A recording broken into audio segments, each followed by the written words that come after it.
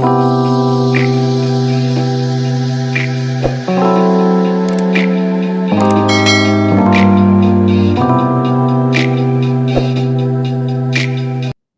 my darling Aquarians. I'm Jamie Dawn, your revolutionary astrologer, bringing you your August 2021 horoscope.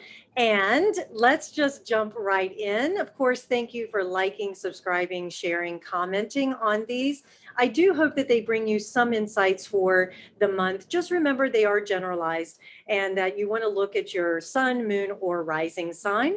And we have the sun and Mercury canoodling in Leo as we start the month. And Mars has just moved into Virgo. Venus is in Virgo. These are activating your seventh and eighth houses. This has a lot to do. So Leo in the seventh house, opposing your ascendant in Aquarius, if that's what is in your natal chart. But we're looking at relationships and partnerships and how you show up. What's your value? What's the worth that you have? Hopefully communicating, giving you really good insights and ideas about how you show up in relationship as well as who you partner with and the type of individuals in which you can be your truest self, that you can shine and you can find the support and that partnership that brings out hopefully that heart-centered best self of yours. The other thing that we do have to pay attention to with the Leo energy is the squares happening with Uranus as well as with Saturn. And so in these types of situations, when we're dealing with a square and applying to this seventh and eighth house being partnership, like I say, and relationships, eighth house being what kind of value do these partnerships and relationships bring on a deeper level, as well as how bonded you are, how united you are. So seventh house, consider that to be the negotiation place where you sign your contracts, where you decide you want to partner or negotiate with another person, or maybe a group if you're in business together or you're working with an organization. And then eighth house is now that you've signed the contract, how does that actually show up? It's time to put it into practice. And with the Virgo energy emphasized here at the beginning of the month, you're going to look at ways to improve that bond, to improve the way in which you engage on a deeper level. Now, the other thing with eighth house is it's associated with death, but death being the gateway to life. And so what you may be triggered with as you look at improving it with Mars and Venus there is that you may be looking at ways in which the old ideas and the old paradigms no longer work in this new way of relating and this new way of being.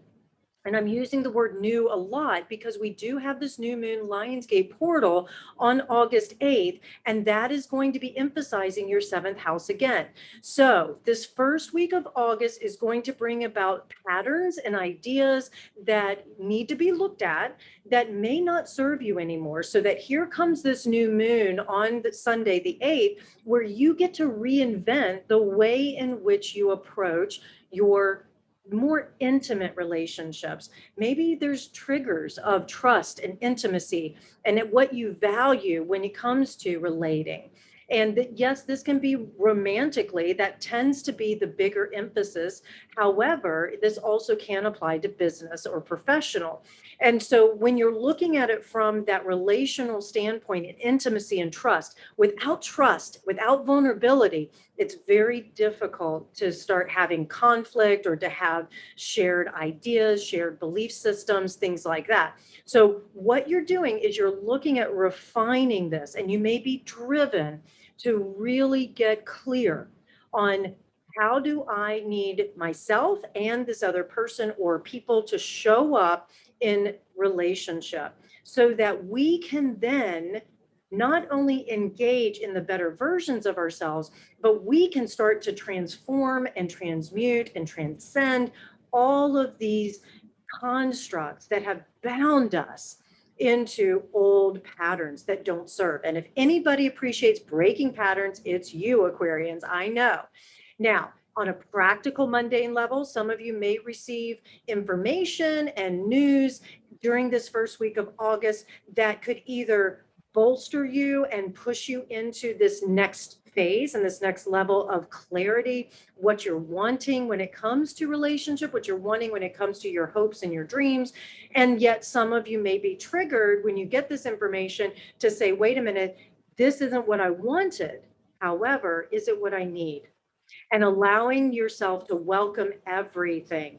Mercury enters Virgo, further emphasizing this eighth house on August 11th. So after the new moon, so your thoughts, your ideas, the way in which you communicate could be very precise. You may find ways in which you can organize all of your experiences in the first week of August into a very succinct pathway that can be of benefit to yourself and to someone or some people that you find deeper intimacy with. Then what you can find with this Virgo energy is that you can use your words, you can use your thoughts to be of greater service. And in being of greater service, it invites the other person to continue to be a better version of themselves, to bring out more conversation, more connection. And that's something that I think, yeah, it can scare us as individuals because when we get intimate, it's this vulnerability, this nakedness that shows up. But it's also in that vulnerability and nakedness that we can find deeper bonding. How are we going to be able to understand ourselves or someone else if we haven't had those tougher conversations? I will say that during the month of August, it has such sweet, sweet energy. I think it's going to have some really great experiences, but it also is going to have some conflict. And in that conflict, don't run from it. But if you know, if you can remember that that conflict is what can bond you, don't be afraid of the tougher conversations. Ask more questions than make statements. I know that can be difficult at times, especially if you have your own personal agenda involved. However, Venus moving into Libra on August 16th can help to energize some of that negotiation, some of that gentler, softer ways of communicating our belief systems. And with this ninth house being active, you may easily attract opportunities to negotiate. This is what I believe. What do you believe? Let's bring in some equanimity. Let's allow ourselves to maybe talk about a little bit more and experience even a little bit more about what it is that we can have a shared belief system about. This also can bring some travel, maybe some long distance travel. I know that with COVID times right now, travel is still a little bit elastic. And so we want to continue to invite everything into our experience so that it allows us to come into an awareness of our values. And that's what I sense the second half of August is going to bring to you, is that through your intimate relationships, more clarity, more precision, more refinement about your values and how those values get expressed through your belief system, because our belief systems drives our behaviors. That's what's going to get triggered. Mercury and Mars will canoodle on August 19th in your eighth house. That may bring in, yes, there's the shadow side of Mercury and Mars in Virgo, where you may get a little bit negative Nelly. You may get really fixated on laser focused on one issue and you won't be able to let it go until it's resolved. And you may get into that, why is this happening? When is it happening? What does this mean? And you may start doing that investigation piece. That can be great for uncovering information that's valuable for you to be able to solve some problems that maybe you didn't have the answers to before. Just be careful that it doesn't go into that negative Nelly place or that nagging place, because that's something else that can come up, right? The obsession can kick in. We have an Aquarius full moon. So another full moon in your sign on August 22nd. It's at the anaretic degree. It's at that late degree. And we just had one in July. So some themes that may have shown up around the full moon in July could show up again for finalization, for releasing, for letting go. Now, most likely this should be a fairly friendly full moon, but with it being in an anaretic, which means 29th last degree, it often is associated with a crisis. Now, crisis doesn't necessarily mean bad. However, it does usually indicate there's some tension. There's something that is building at this full moon time to be released that needs to be said. This is your first and seventh house being active. So there's something inside of you, something about you that needs to be released in relationship to another, or in relationship to yourself, or relationship to a bigger picture. And so when that shows up, some of you may be releasing a relationship literally that is no longer serving you, or you're letting go of the idea that maybe kept you stuck in an old pattern inside of your relationship, and that now you can open to something bigger, something fuller. The sun moves into Virgo on August 23rd, just after this full moon. That's in your eighth house, further activating that. Where can I be of service? How can I take this relationship dynamic that I'm maybe wrestling with, or that maybe I've energized and I love so much, and how can I now offer it as a tool for awakening, a tool for greater benefit? Virgo loves to be of service, but also loves to organize, loves to share, loves to put the curriculum together and hopefully teach others how to become the better version of themselves, that self-improvement. Now, with this eighth house, it could be that some of you at this time receive an inheritance, and you need to organize that inheritance in a way, maybe literal, could be, because of an estate, but it also maybe you're inheriting a role. Maybe you're inheriting a position at work, right? Or a position within the family. And so with the sun in Virgo here, you're going to be looking at ways in which to take the legacy and refine it. Mercury enters Libra August 30th in that ninth house. So as you're refining what it is in that deeper level, psychologically, organizationally, what you may find is that your diplomacy comes in, and that you invite other belief systems to be talked about, to be shared. Mercury in Libra likes to have diplomacy. It likes to have this very flattering way in which words and ideas are communicated. Our thoughts are the clothing we wrap around our belief systems. And so what you may find with Mercury here is that the clothing becomes very beautiful.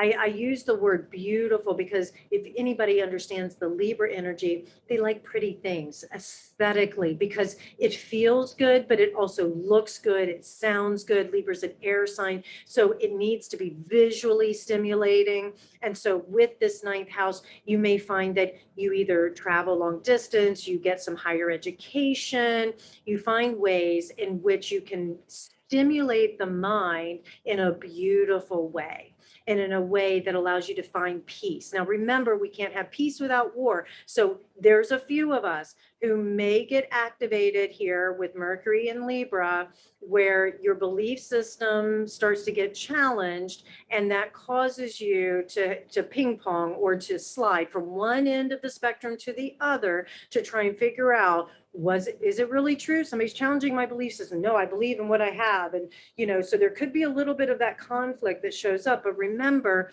harmony comes through conflict. So allow yourself to wrestle with it, collaborate with others. This is another really beautiful opportunity to come together with a group of like-minded people that you can share a similar idea, a similar belief system, and allow it to then get transformed or redone in a way that feels like an evolution.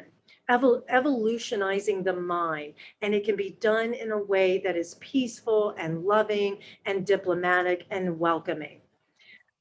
Now, I'll leave you guys with this one last thought, because we're always in relationship. Everybody loves to feel good in relationship. And so Aquarius, the bigger emphasis for you this month is relationship. And I'd like to say that August will offer some very sweet and precious moments and an opportunity to speak your truth. Remember that it's not what you say, it's how you say it. So take a step back, pause, check in, and then speak from that truth center. And you remember that if your truth doesn't align with somebody else's, that doesn't necessarily mean that it's not true. It often means that they have an agenda and your agenda and their agenda just doesn't line up. So you want to spend time taking time. Remember, some conversations may not resolve in one stop. You may have to have multiple conversations about it, revisit it, come back and checking in with how you feel. I know Aquarians can be labeled as non-feeling at times, but that's just one piece of you. I know so many Aquarians, my son being included, who is very deeply feeling. At the same time, the gift is that you can take those emotions, this is the water bearer, you can take those emotions and you can pour them out into a beautiful idea. And that idea can get communicated from a higher realm when you allow yourself to open to receive that higher wisdom. So use this Lionsgate portal energy. I mentioned it on my Celestial Wisdom video the week before. Use this Lionsgate portal energy to open to the universe. Let the spiritual wisdom come in and really digest it. Use the first part of August to digest this wisdom. And then the second half, you get to share it with your beloved. You get to share it with another. You get to invite collaboration. All right. I hope this helps, Aquarians. Have such a great month. Find me at jamiedawn.com. Let me know how you're doing. Take care.